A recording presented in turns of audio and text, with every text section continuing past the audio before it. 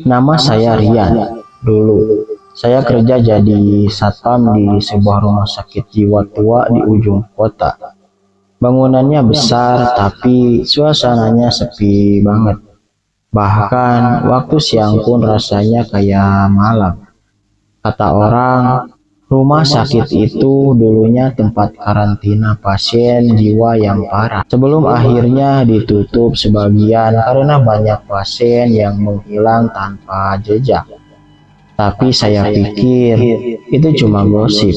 Tugas saya cuma jaga malam, dapat gaji, udah beres. Tapi malam pertama saya kerja di sana, saya langsung ngerasa ada yang aneh. Sekitar jam 2 pagi, saya lagi muter di koridor belakang, lampunya cuma nyala setengah, dan sisanya remang-remang. Pas saya jalan, saya dengar suara kayak orang ketawa kecil di ujung lorong. Saya kira pasien yang belum tidur, jadi saya samperin. Tapi makin dekat, suaranya malah pindah ke belakang saya. Wah, udah mulai nih. Saya ngomong sendiri sambil maksa tenang. Saya lanjut muter sampai ke bangsa lama, yang katanya udah ditutup sejak 10 tahun lalu. Tapi anehnya, pintu bangsa itu kebuka sedikit. Padahal sore tadi saya yakin udah dikunci. Begitu saya dorong pelan, aroma obat sarbol nyengat banget. Di dalamnya gelap, cuma ada cahaya bulan dari jendela. Saya sempat melihat bayangan orang duduk di kursi roda. Pak, udah malam, sini saya antar ke kamar. Bayangan itu nggak jawab, tapi kursi rodanya pelan-pelan mundur sendiri ke dalam ruangan. Saya langsung mundur 2 langkah. Bulu kuduk berdiri semua. Saya lapor ke pos, tapi pas saya ajak petugas yang lain, ruangan itu kosong. Kursi roda juga nggak ada. Dan sejak malam itu, tiap saya jaga, saya selalu ngerasa dia ngawasin saya. Kadang saya lihat kursi roda itu di lorong, kadang di depan kamar mandi. Padahal tiap pagi-pagi pasti udah nggak ada lagi. Dan puncaknya, suatu malam saya sendirian di pos. Angin dingin banget. Terus saya dengar bunyi roda gesek lantai mendekat pelan-pelan dari arah lorong. Saya lihat ke arah situ. Kursi roda itu datang sendiri, berhenti tepat di depan saya. Dan di atasnya ada orang tanpa wajah, kepalanya miring, kayak nunduk. Saya kabur gak pakai mikir. Besoknya saya langsung resign, gak peduli gaji belum cair. Sampai sekarang, tiap kali saya lewat daerah itu, saya selalu ngerasa kayak ada yang ngikutin. Pandangan saya dari jendela lantai 2 rumah sakit itu. Katanya yang duduk di kursi roda itu mantan pasien yang meninggal karena dibiarin kelaparan di ruang isolasi. Dan sekarang dia masih muter tiap malam nyari petugas yang berani ganggu tidurnya. Setelah saya resign dari rumah sakit itu, hidup saya mulai tenang.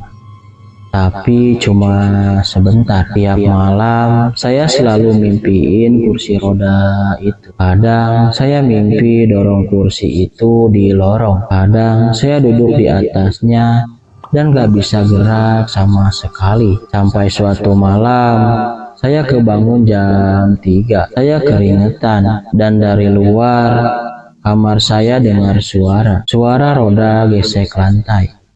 Persis kayak di rumah sakit itu. Saya langsung bangun, buka pintu pelan-pelan. Lorong rumah saya gelap, cuma ada cahaya dari lampu jalan yang nyelip lewat jendela. Tapi di ujung lorong, saya ngelihat kursi roda tua, diam, ngadep ke arah saya. Saya pikir saya halu. Saya pejam mata sebentar, tapi pas buka lagi, kursi rodanya udah di depan saya. Saya kaget, langsung mundur, tapi kursinya malah maju pelan. Di atasnya ada bayangan orang, rambutnya acak-acakan, kepalanya miring kayak patah. Dia bisik pelan banget, "Kamu ninggalin aku sendirian." Saya nggak tahu kenapa, tapi waktu itu saya malah ingat bangsal isolasi di rumah sakit jiwa itu. Tempat terakhir saya lihat kursi roda itu.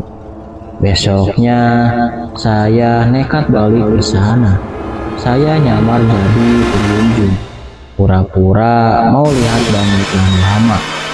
Satpam baru bilang, "Wah, Mas, jangan ke bangsal ujung ya. Udah ditutup dari dulu," katanya. Pas saya muter ke sana, pintunya udah berdebu, rantainya karatan. Tapi entah kenapa, rantai itu kebuka sendiri. Begitu saya masuk, udara langsung berubah, dingin banget. Dan dari pojok ruangan, kursi roda itu muncul pelan-pelan dari kegelapan, mengarah ke arah saya. Saya mau kabur, tapi kaki saya berat banget. Terus, dari atas kursi itu, bayangan tadi muncul lagi.